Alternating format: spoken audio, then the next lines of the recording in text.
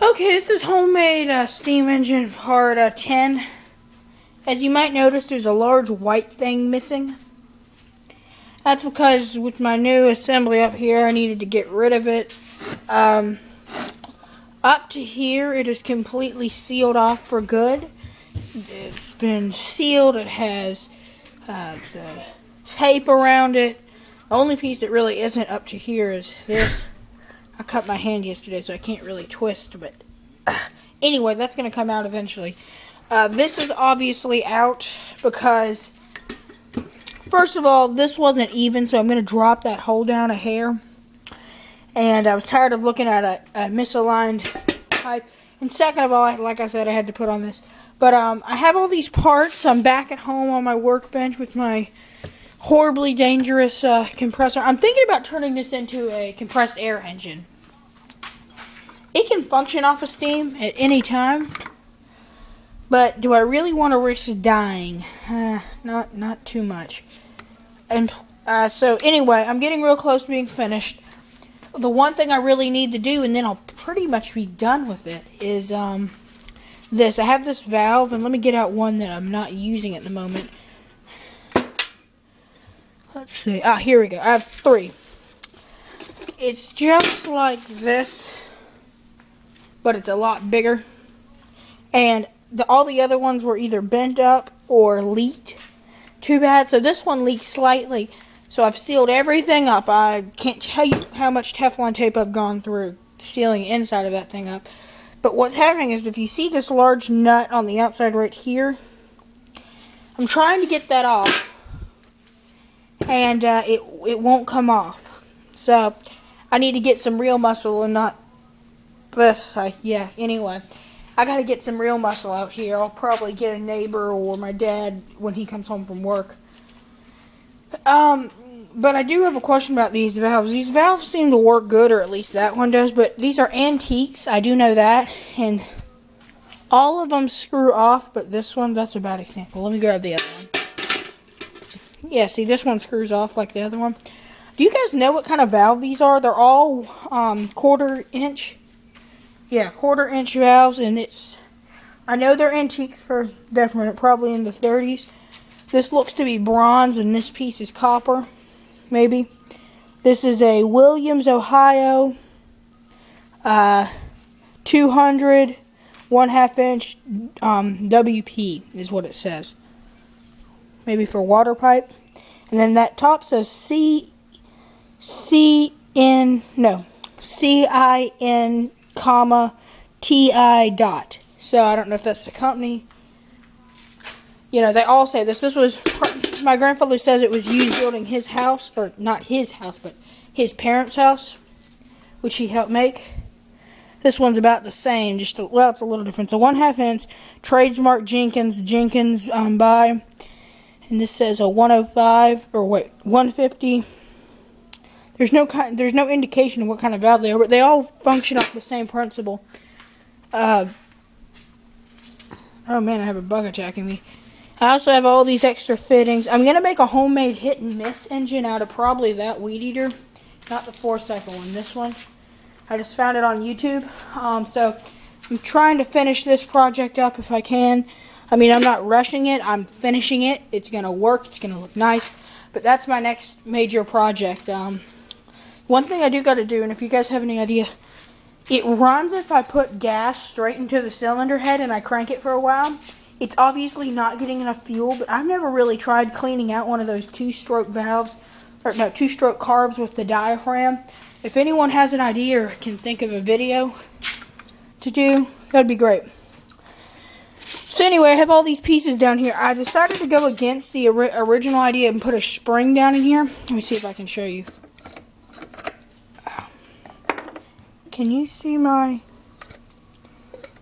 screw down there? I don't know if you can, but my screw down there that's acting as my valve, I think they're called a push point valve is what I think I heard them called. I was originally going to have one of these springs. I have a couple down in there.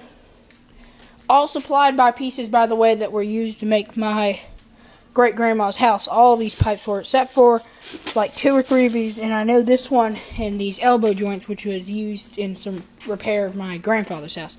That's not important. So these springs, anyway, I got them out of my great-grandfather's old part bucket.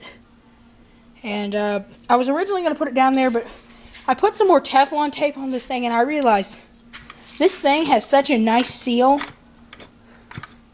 Without a spring, I really don't think I need one. And plus, it ran. In the video, I didn't have this assembly. This is where I'm putting a pressure gauge.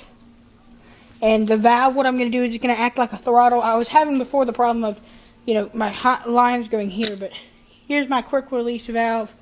You put the valve on and it immediately starts up. Well, what this is going to do is this valve, you'll turn. This will be wide open. And then, like I said, I can't turn because of that cut. And then this would be shut, and that's also going to act as a throttle. And that's a heavy-duty valve, by the way. That's not going to mess up. Originally, I was using this valve, but it leaked so bad I couldn't get the thing. I was losing so much air, I couldn't get it to turn over. But anyway, so I'm working on that right now. I'm probably going to do 1 or 2 more updates on this engine. I got to put the fuel systems in place. I'm going to decide indefinitely if I'm using a boiler, if it's going to be an air engine. It can work either way, though. If it's a completed air engine, it can be a completed steam engine. Hold on, this little piece is bothering me.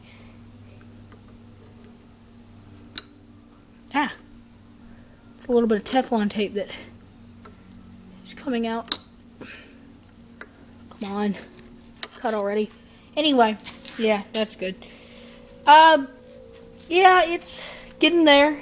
This is part 10, like I said. And my valve really hasn't changed. My system up here hasn't changed. I still have the elbow joint. This piece, by the way, this end right here, this is still 1/2 inch because this piece won't come out. This end is going to go right here. So it's going to go on, like, this valve has one stuck in too. See, just like that. So if here's my valve, just pretend this one's this, it's going to screw on just like this. And I can't use this smaller one because it leaks. Like I said, I have to use the big honking one. So anyway, and then it will be facing straight out. And you'll just be able to turn it and adjust the control. And then I'll have, if this being this valve, this goes here, but it will look like this. And know that this is probably going to be another 1/2 inch taller than it is right now. So, with the valve. So, we're well over our stack, by the way. And let me just say, putting on an interesting stack like this one, it doesn't do anything for the engine running, but I do have to say, it makes it look good, and boy, does it sound good. I've ran this thing with just this. It sounds like a little beep, beep, beep. This makes it have a wonga, wonga, wonga, wonga, wonga, wonga, wonga, like a deep Pac-Man sound. Which I like because it sounds like a glass pack on a car. So, anyway, I'm working on this, getting this valve off. Then I'm going to start working on the Hit and Miss 2-cycle engine. Eventually, I have a 4-cycle that looks a lot like that the carb is shot. No, it's the Magneto. The Magneto shot. I'll use that for the hit and miss on that if I ever do get around to a 4-cycle. But you have to have a lot of stuff machined on a 4-cycle. But that's a lot of work, and I don't have a machining shop, and I don't know if the high school I'll go to in a couple, or a year, will have a machine shop. I know they have an automotive, so they probably will, but I don't know. I have to make friends with the teachers first before I ask favors. That's a good rule of thumb. So, anyway, that's a Homemade Steam Engine Part 10. Hope you enjoyed it. Like I'm saying, I'm working on this valve, and eventually, after I get that valve on, reattach my thing, it will be pretty much done. Just building a new base, and I'm still planning on putting on the flywheel, by the way, and I have a system. These are actually screws, not pins, so I'm going to get those out, drill them out, and then, back them out. If any ideas on that, tell me. And then I'm going to grind, because this fits just barely with the lips over here. I'm going to drill a hole, doot, and then put another screw in, and then there's my flywheel. Nice and simple. So, anyway, Homemade Steam Engine Part 10. Hope you enjoyed it. More progress videos to come.